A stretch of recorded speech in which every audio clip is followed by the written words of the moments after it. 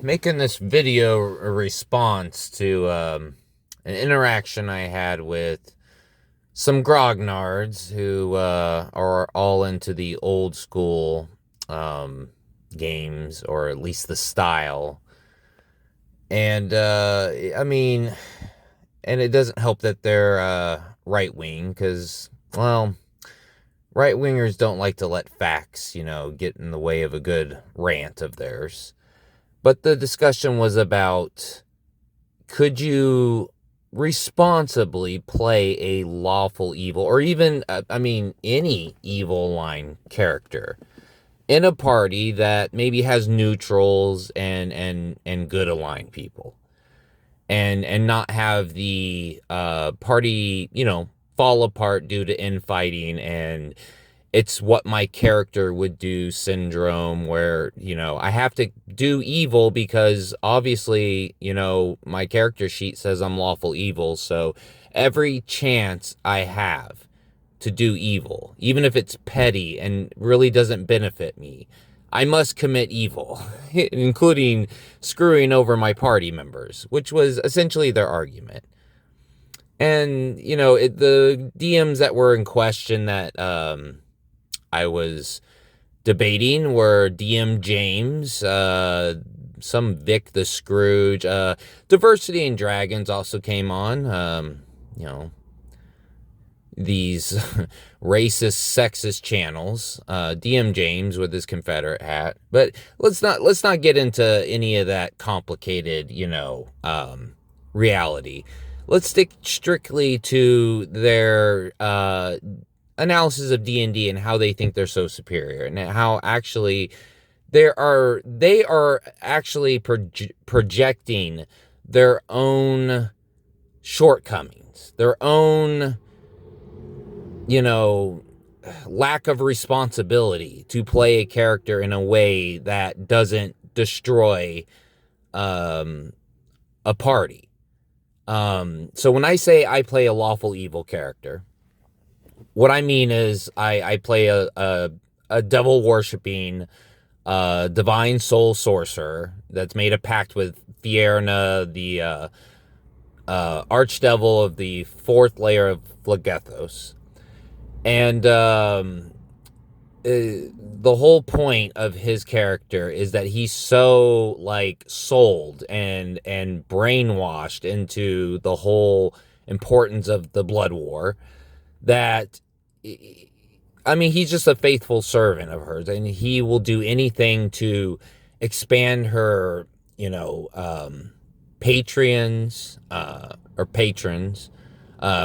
worshippers, so that he can essentially fill the blood war army on the devil's side with soldiers that can fight against the demons, because the whole point of the blood war is that the demons, who are chaotic evil, are trying to consume all of the realms, right? All of the multiverse, and reduce it to ashes, just like supposedly the universe that, depending on what lore we're going with, they hail from a different universe, or at least their creators did.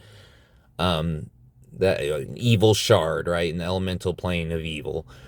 So the whole point is they're cancerous. Their whole point is to end everything, except maybe for a few of themselves. And the devils are holding that back. Devils, despite being evil bastards who are always evil, unlike these grognards who tried to pretend Watsy's trying to make devils not evil. No, they're evil. They're evil, you dummy. You dummy. They're always evil. They're planner-bound, lawful evil creatures. So anyway, what I'm trying to get at is there's a purpose for him to be evil. He's principled in his evilness, but he's not chaotic evil. He doesn't go around just, let me go stab my party member in the back while we're in the middle of a dragon fight. Why? Now, even a chaotic evil character who can be that stupid and crazy, that's the chaotic stupid, player. It can be played that way, but obviously that's not going to work for a group, right? The whole point is it's a team game. You have to look for excuses for why your character isn't going to stab your ally in the back because that's let's out of character here. That's the only people you're going to be playing with in this world, unless the DM wants to run a bunch of NPCs for you. Hello. So if you want to play the game and you're responsible, then you can play an evil character. There's no issue with that. You just have to find avenues outside of it. For instance, for Bertram, he's actually building a devil worshipping cult on the side. And their whole point is to recruit people into the cult, and then that eventually, if they ever pass on, or they can obviously recruit more and more, it's a pyramid scheme, right? We're trying to get souls into the hells, and that's what you do. You promise them power, you deliver on that power to a certain extent, right? And that's the whole thing. That's what makes him evil. He's not petty evil. He's principled evil, right? He has a purpose for it. Matter of fact, I really take inspiration for my character Bertram Claven from Amon Jarrow from Neverwinter Nights 2, who is a character that can join your party, who's lawful evil. That whole party is mixed alignments. There's lawful evil. There's a chaotic evil guy in your party. See, this guy, that's why I hate these old grognard like GMs. I'm sorry. They're so limiting, and they're just wrong. Like, lore-wise, they're just wrong. That you've had mixed parties before, and da-da-da. It's just, you got to find ways that these different alignments have a common goal to unite behind and destroy an evil. And that's all you need. That's really the only in-game excuse you need to get a party together. Now, does that mean you couldn't role-play tensions and role-play? Yes. And be very frank with your party members about what you're doing. You never just pop an evil character into a campaign and don't have a discussion with your GM. Don't have a discussion with the players about the character you're going to play and what you're trying to accomplish. I basically want an evil playthrough of Baldur's Gate 3, except in this campaign, right? Except I'm not going to be disruptive. I'm not going to steal, like, for instance, the whole thing with, the rogue, the chaotic neutral rogue that steals, money from the party. No, don't do that. Find excuses why you don't do that, or maybe you do steal something, but you return it back secretly, or but obviously run that by your party members. Don't be disruptive. It's a team game. Find excuses not to be a dick to your own party members. Go be a dick to NPCs, okay? And if you're going to be really evil, maybe do that in secret or something, right? You don't want to disrupt, other players' plays. And another cool thing about playing evil's character is you can explore moral quandaries, right? Between, like, say, a lawful good character and a lawful evil character, and how, like, say one is a cleric of, like, some celestial power, and you're obviously a servant of, the lower planes and the evil, right? The hells. And then there's a certain amount of justification that can be plausible with devils, right? Because the whole point is that hey, look, we're doing the dirty work. We're the man on the wall. We're holding back. It's almost like a few men, or a few good men, right? Where it's like, you can't handle the truth. Well, that's basically the devils. They're brutal. They're evil. They'll use any evil manner, as long as it's lawful, to enslave and get people into the blood war. And just because their methods, although brutal, although evil, have a ultimately, questionably beneficial purpose. Oh, not questionably. They're obviously holding back the demons, but they can make a justification why they are necessary, and that, no, I'm sorry, we're actually decent people, when they're not. Like, obviously, my morality in real life is, like, lawful good, or somewhere between chaotic good and lawful good, depending on whatever. And obviously, that's, good and evil. I'm not even going to get into the moral, like, complications with that, because obviously, if you're smart, you know that these are not very useful terms when you're talking about universal principles and whatever, right? It's relevant, blah, blah, blah, blah. But if you're talking about in a fantasy setting where you're trying to, replicate, some kind of human-centric morality, paradigm, that's exactly what's going to happen is that, or, I mean, at least if you're going in that direction, you have to hand wave some stuff, right? You have to, well, yeah, there's some absolute morality. It's basically defined by the outer planes. And that's how D&D treats it. It's a very kind of neutral thing, right? But anyway, the whole point is that, yes, you can play a lawful evil character, a lawful neutral character, neutral evil character, or even a chaotic evil character, like I don't know, a Jack the Ripper, right? It preys upon, poor people in the slums, I mean, but you got to do that on the down low most of the time. It just depends on what's going on in your camping. I can't make universals, but most of the time you should keep that secret. You shouldn't be getting law involved, and then you're gonna disrupt the party and destroy plans. And then secondly, if you're lawful evil or evil in general, it doesn't mean that every opportunity you get a chance to be evil, you have to be evil.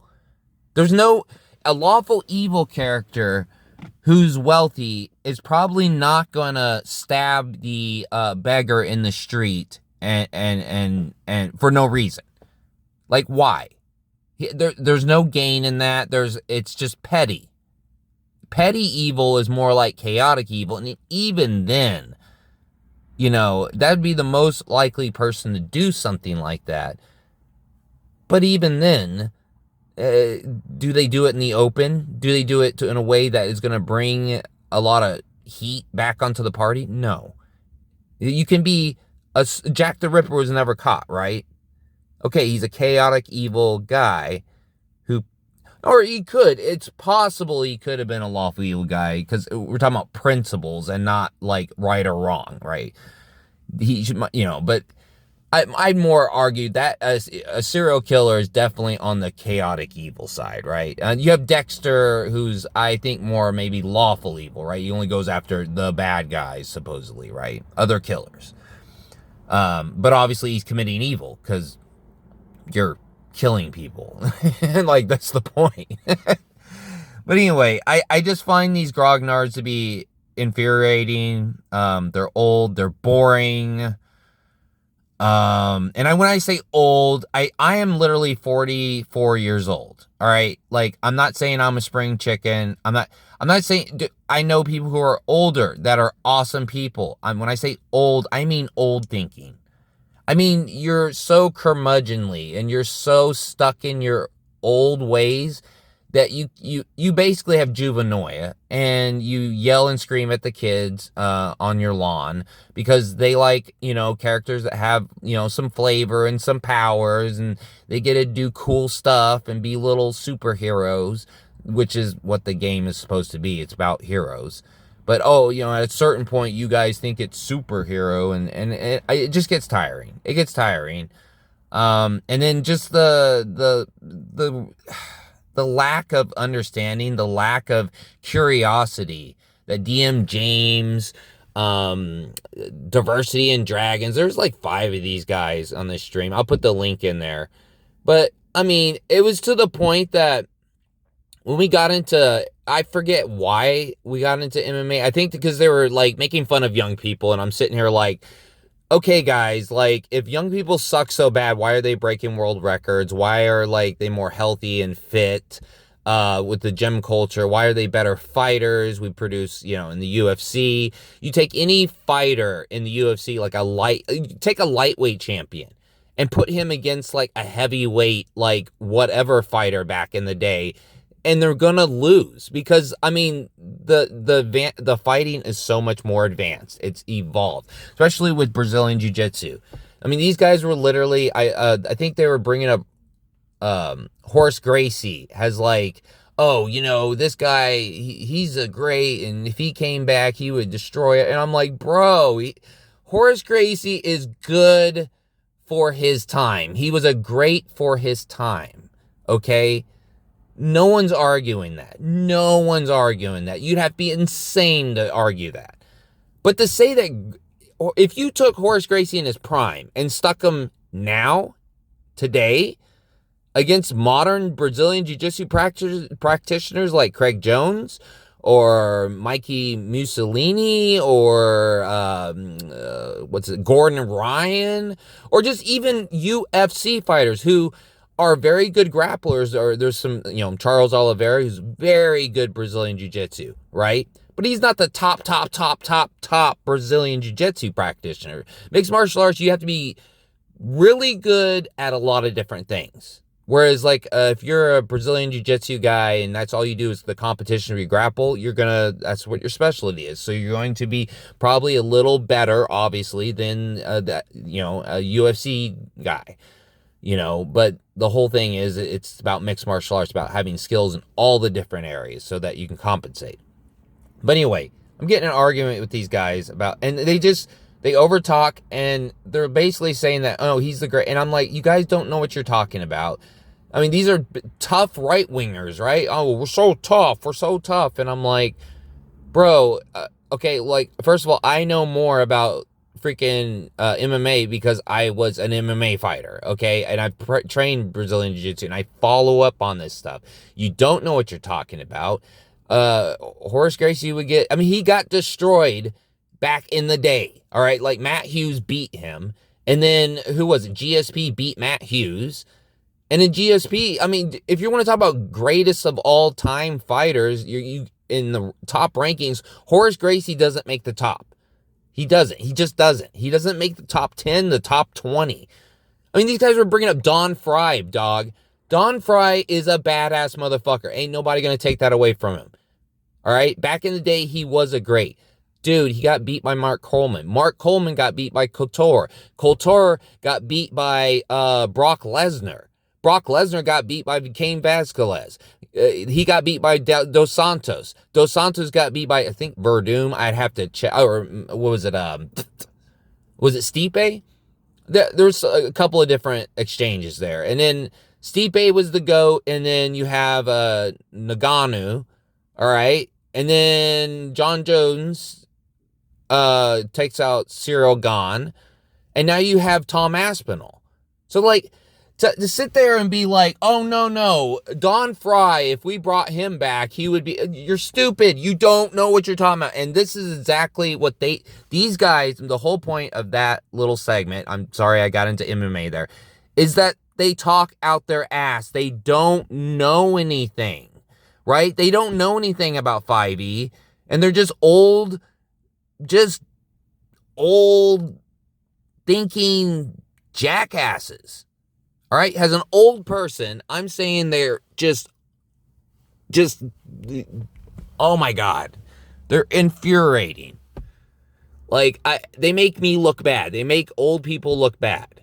There's a lot of nice old people. It may not even, you might be stuck in your music or this and that and blah, blah, blah, but you're not going to sit there and trash everything the new people are doing and talk about how lazy they are and how horrible they are. Even though, by the way, young people work more hours for less pay. I'm just sick of the juvenoia. And it bleeds into the D&D grognards. And I'm sorry, but, look, I'm not going to make any, I have my personal judgments, but I also have a universal, obviously respect, or at least ability to see that other people would enjoy the old school TTRPGs without all the problems that kind of come with that, which is, well, the whole sexism, racism, the anti-woke against WotC. There's good legitimate reasons to not like WotC. They're a capitalist corporation. What's there not to like? Hello. But a lot of this is fueled by anti-woke, sexist, racist, non-inclusive for LGBTQ persons. They don't want to be inclusive. They see a taco in a painting and they get mad because I'm old and I hate anything new, and how dare, and then obviously the overt racisms, like the orc, the Mexican orcs thing, which was absolute horseshit. And I Diversity in Dragons is like a terrible person. But I'm gonna end this video. I've been ranting, but I just know that these guys, DM James, a lot of these OSR guys are just trash. There's a few decent people I can halfway respect, even if I disagree with a lot of what they do. Like Bob the World Builder's not a racist fucking ass hat like these guys are. I mean, even DM Professor, I would say, although I would say, I mean, that guy has some issues. That's Dungeon Craft, where he just kind of refuses to acknowledge the problematic things of the past and problematic things that views that Gary Gygax and Arnelson and all these, guys had. But I don't think he builds his channel on like hate, like Diversity and Dragons and James the DM and all these and then these little orbitals, they're like all arguing with each other. DM Condor and what do you have, was it Mike Garraby or Scott Garraby? And frankly, I just find them all just very disappointing. But trash taking out the trash is always fun to see. And I'm ending this video. I'm done. Have a good one. I'll come out with something later.